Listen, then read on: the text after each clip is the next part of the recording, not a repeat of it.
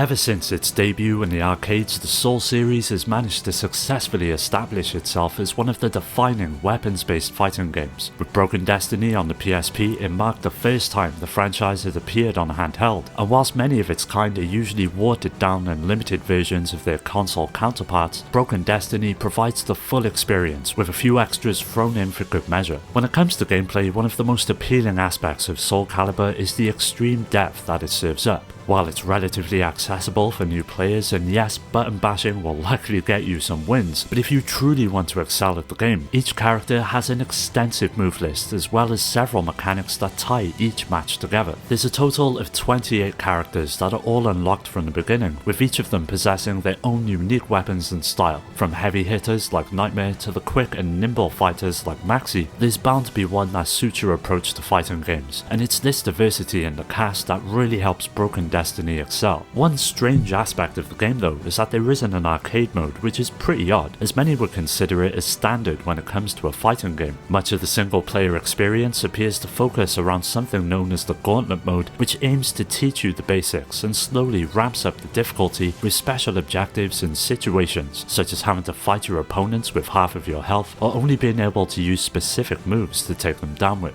While the absence of an arcade mode is disappointing, there is no reason for any PSP owner to ignore this title. The sheer quality of everything included is a huge selling point, not to mention the ability to play as God of War's Kratos. If you can find it on the cheap, then Broken Destiny is well worth giving a go. Dragon Ball Z is no stranger to the world of video games, and with the huge popularity of the PSP, it was only a matter of time until the series made its way to the handheld. Shin Budai is loosely based on the Rebirth of Fusion movie and features about 20 characters from the story that get to battle it out across a selection of modes such as arcade, as well as a fleshed out Dragon Road story that'll likely satisfy both passing and long-time fans of the source material. Now when it comes to gameplay, it shares a lot with the games on the home console, but it's a bit more simple, with all of your main attacks being assigned to 2 buttons, and when used in conjunction with the directions on the D-pad, even more become available. As you might expect, melee attacks can be easily mixed into combos, and pressing both at once lets you throw your opponent. Holding down the block button puts your character's guard up. The well-timed taps on the block can also serve as a dodge, or even throw an energy beam right back at your opponent. What makes Shin Budai's gameplay so unique though is the ranged energy strikes. There's a key meter in addition to your normal life bar, and it controls the types of energy strikes you can do. During a battle, your ki will naturally grow, but you can also rapidly charge it by holding down the L button, although doing so will leave you very open to harm. Your energy attacks can range from a tiny yellow fireball to a time-stopping, screen-filling nightmare, depending on how much ki you have charged up, and it's here where the constant back and forth during battle truly makes the game come to life. Thanks to some great visuals and action, Shin Budai is a solid 3D fighter that is bound to satisfy fans of the show, and although it doesn't really pack a lot of depth in the systems that make up the gameplay, it's still an absolute blast to play through.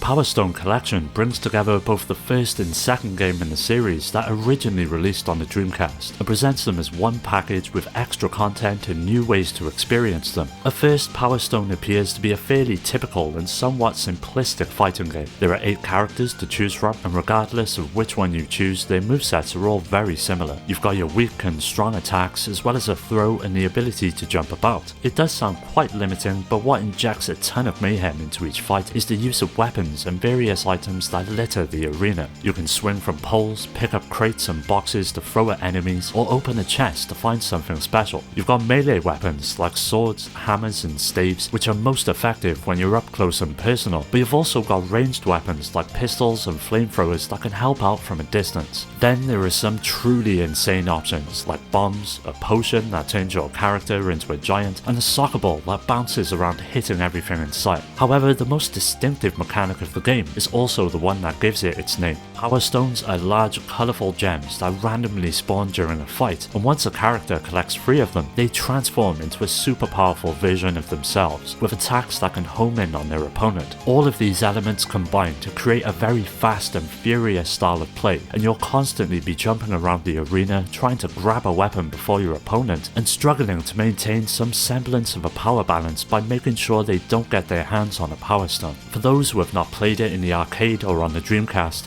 Power Stone collection is definitely worth seeking out and adding to your library. Jam The Takeover is an updated version of the home console release that brings together a rather strange mixture of fighting, wrestling and hip-hop that provides an in-depth combat system to get to grips with. For those not familiar with Jam, the main premise of the series is that New York is secretly run by various street fighting gangs, with these different brawlers fighting it out in arenas throughout the 5 boroughs to win money and respect. You take on the part of a nameless up-and-coming thug brought into the world of underground street fighting after rescuing one of the game's characters from certain death. Once you're in, you're given the opportunity to create your character and set out to take over the city for a series of fights that see you coming face to face with the likes of Snoop Dogg and Busta Rhymes. Like the Jam games before it, the Takeover implements a version of the old wrestling game engine from the likes of WrestleMania 2000 on the N64 and sees each character having a choice of up to 5 different styles. You've got wrestling, submissions, kickboxing, martial arts and street fighting, and when you start out you can only use one, but over time you slowly earn training points which can be used to unlock aspects of the other styles to implement them into your own. Combining these new moves fundamentally changes the dynamic of how your character plays, as well as what moves he uses. You might start out by relying heavily on grappling techniques, but once you toss in kickboxing for example, it allows you to mix up your approach and attack from a distance with combos that eventually set up a grapple for submission. Because of this, the game feels like it's constantly changing, and it's more than enough to keep even the most proficient fighting fan on their toes as they make their way through to the end. Overall, if you're a fan of fighting games, then Jam's unique setup and gameplay is something you definitely shouldn't miss out on.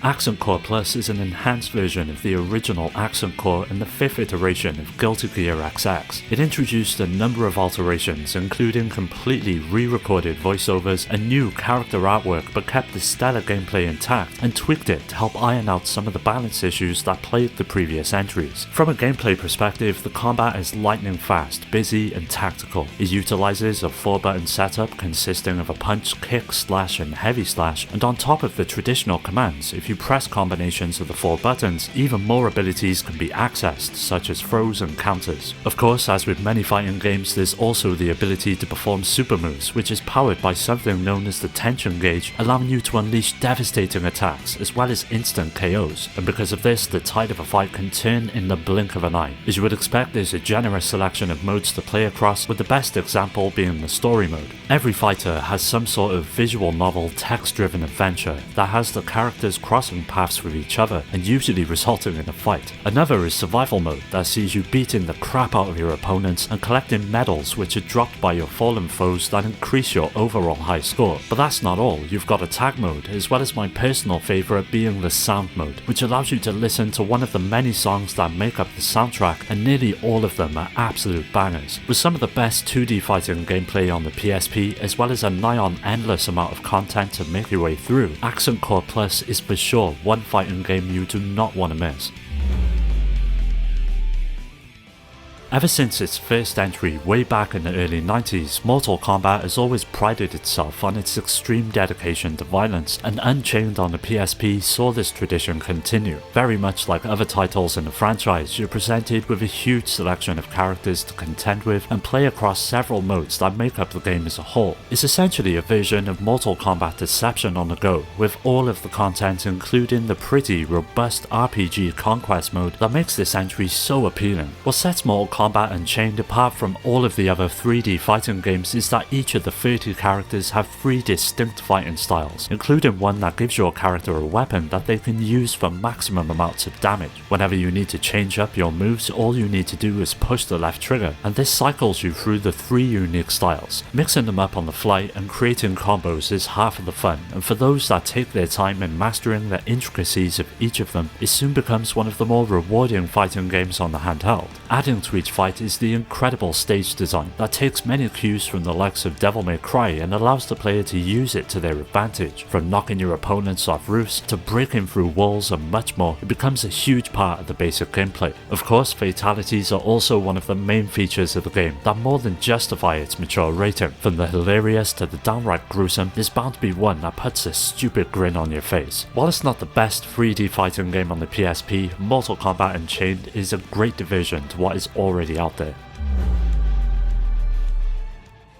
The Tales series is well known for the many RPGs that it's produced, and as with most popular franchises, there's always a spin-off or two that takes the game into uncharted territory. This is the case with Tales of Versus, which is basically a fighting game that takes the combat system used in many entries of the series and allows you to battle it out across a range of different stages using a cast of characters from the game's history. If you've ever played a Tales game before, each battle will feel very familiar, with all of them being fought on a 2D plane where characters have their own regular attacks, as well as a range of special moves known as arts that help spice up the gameplay. It takes many cues from the likes of Super Smash Bros. And adds platforming elements into each fight that adds a great amount of variety to each stage, and opens up different strategies as you fight to come out on top. Further mixing up the gameplay is the inclusion of several items that litter the battlefield and can help give you the upper hand on your opponent. From increased damage to bouts of invincibility, all of them have a role to play, but thankfully there is an option to turn them off and solely rely on your skill instead. Along with the standard tournament mode and story, you've got several other ways to play the game, with my personal favourite being special battles, which give you an interesting set of circumstances for each fight, and you have to win the battle with these rules. To take after some of its RPG roots, characters do level up in this game, but not in the usual sense. Each of them has an amount of GP that can be earned over the course of the game, and this is what you use to increase your stats, as well as unlock new special moves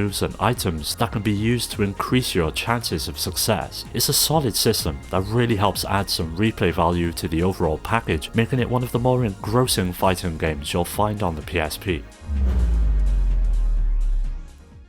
Street Fighter Alpha 3 has seen numerous releases across several different consoles, from the Sega Saturn to the PS1 and Game Boy Advance, and it would eventually make its way to the PSP, which was based upon the updated arcade version with new characters and features. Much like any other game in the series, Alpha 3 Max takes the tried and tested formula the series is well known for and throws you into one of several modes to test your skills. You've got the standard 6-button setup with low to high kicks and punches, as well as several unique special moves that each character can call their own. What helps mix up the minute-to-minute gameplay, however, is something known as the ism feature. There are 3 isms in total which you get to choose at the beginning of each fight, and they all play out differently depending on which one you choose. You've got the strong but slow X-ism, as well as the weak but fast V-ism, with A-ism being a sort of happy medium between the 3. Your ability to do super combos changes between isms as well. In A-ism you get the standard 3 levels of super combos, whereas with X you only get one powerful super combo, and finally in V you forego your super combos for custom combos instead. Because of this, mastering one character in a specific style doesn't mean you'll be able to transfer that knowledge to another, and adds a lot of replay value as a result. The main thing Alpha 3 Max has going for it though is the World Tour mode that sees you travelling the world and slowly improving your character through some light RPG elements that complement the gameplay. As you win fights, you'll accumulate currency and then get the opportunity to spend it on various improvements such as auto air blocks or increasing your amount of energy for super attacks. Overall, Alpha 3 Max is by far the best example of a Street Fighter game in the palm of your hands.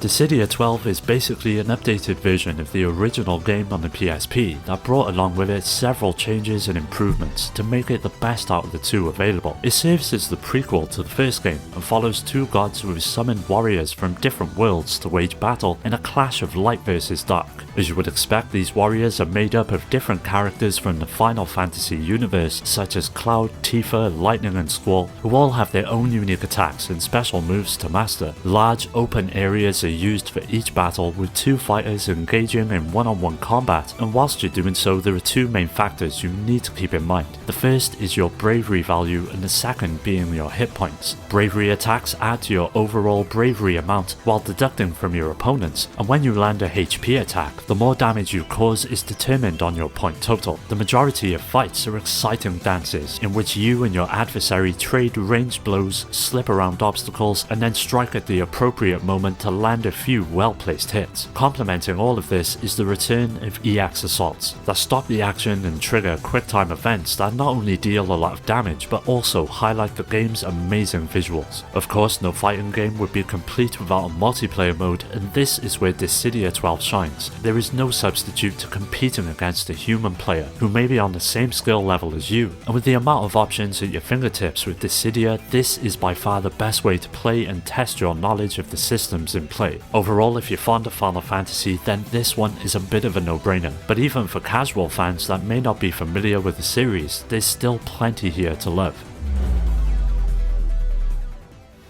Whenever you think about fighting games, there's no doubt that Tekken is one series that instantly comes to mind. Starting out life in the arcades and eventually moving on to the original PlayStation, it cemented itself as one of the most prominent franchises in the space, which is going just as strong to this day. Even though there were a few releases on the PSP, Tekken 6 has to be the best of the bunch, which managed to retain nearly every aspect of its home console counterpart and resulted in what is likely the best fighting game on the system. Much like the other games in the series, you get to choose from a range of different fighters who all come with their own unique movesets and style. This allows you to experiment with the various pros and cons of each and eventually settle on one that suits you best. The setup is pretty much identical to previous entries and is comprised of 4 attack buttons and several mechanics that make each encounter all the more engaging. The main one is something known as the Rage system that sees your attacks getting a small boost in damage if your life is too low and can mean the difference between victory or defeat when you're in a tight spot. On top of this, you've got the sort of rock paper scissors approach to the counter system known as Crush, which sees you being able to cancel out moves from your opponent in the right circumstances. Now what really helps Tekken 6 on the PSP hit it out of the park is the visual makeup of the game that looks absolutely spectacular running on the small screen. Of course, a few compromises were made when compared to its bigger brother on consoles, but each and every character is represented incredibly well, with a suite of smooth animations and a solid frame rate to back it all up. If you're looking to get into a fighting game on the PSP, then look no further than Tekken 6. Well, that does it for today's video. Keep an eye out for part 2 as that will be coming up soon, so don't forget to subscribe and hit that bell to get notified about new videos. You can follow me on all of the socials which are linked below to stay up to date, and also join my growing community on Discord to meet many like-minded gamers to continue the conversation with. I'd like to give a special shout out to all of my Patreon supporters which are on screen now for their continued support that helps make these videos possible. If you're interested in joining my Discord or supporting the channel through Patreon, you'll find all of these links down below. As always, thanks for taking the time to check the video out. I'll catch you next time.